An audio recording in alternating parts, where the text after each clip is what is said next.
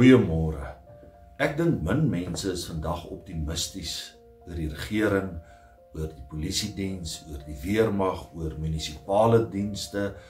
Ek dink min mense het die positiewe gevoel dat dinge gaan beter gaan. Inteendeel, ons is maar weemoedig. Ons kan maar lekker kla oor die situasie waarin ons leef. En dan praat ons nie van ons eie persoonlike lewe, siekte, finansies, verhoudings, werksomstandighede wat ondraaglik is. En dan is ons so versigtig, want dit voel of daar vir die gelowige in die kerk min ruimte is om te kla. Ons moet net sing, Kumbaya, praise the Lord, en alles gaan oukei wees. Ons moet net positief wys. Ons moet net al hierdie dinge so sugarcoat en dan sal dinge weer beter gaan. Maar dis nie so eenvoudig nie. Weet jy vriende, in Psalm 13 leer Dawid ons dat ons mag kla. Kla voor die Here. En 'n klaaglied is nie 'n teken van ongeloof. Dit is geloof wat weier om stil te bly. Om te kla beteken nie ek protesteer teen God nie. Nee, ek protesteer voor God. Dawid vra 4 keer herhalend in hierdie Psalm: hoe lank nog, Here? Hoe lank nog? Hoe lank nog? Hoe lank nog voor U my hoor? Hoe lank nog dat U na my kyk?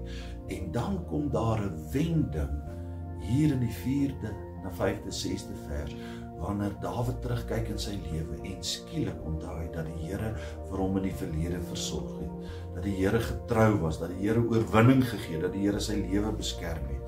En dan verander Dawid sy klaaglied in 'n lied van lof. En hy sê, ek wil sing, Here, omdat ek op U kan vertrou, omdat U goed was my in die verlede. Vriende, jy mag kla voor die Here.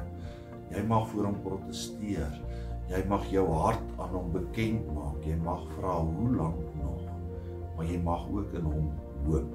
En hoop is iets anders as optimisme. Hoop is hierdie vermetelheid om vir niks te skrik nie.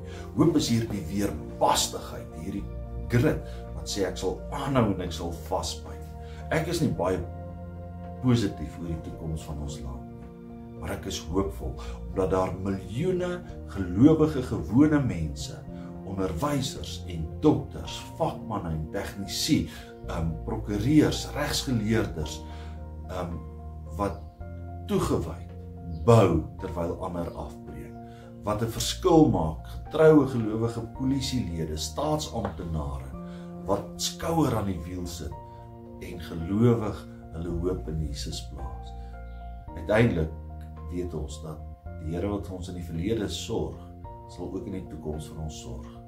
En daarom, in hom en deur hom, het ek en jy altyd hoop. Hierdie vermetelheid om te hoop in Jesus dat ek tot alles in staat is deur hom wat my krag gee. Mag jy 'n hoopvolle week hê. Amen.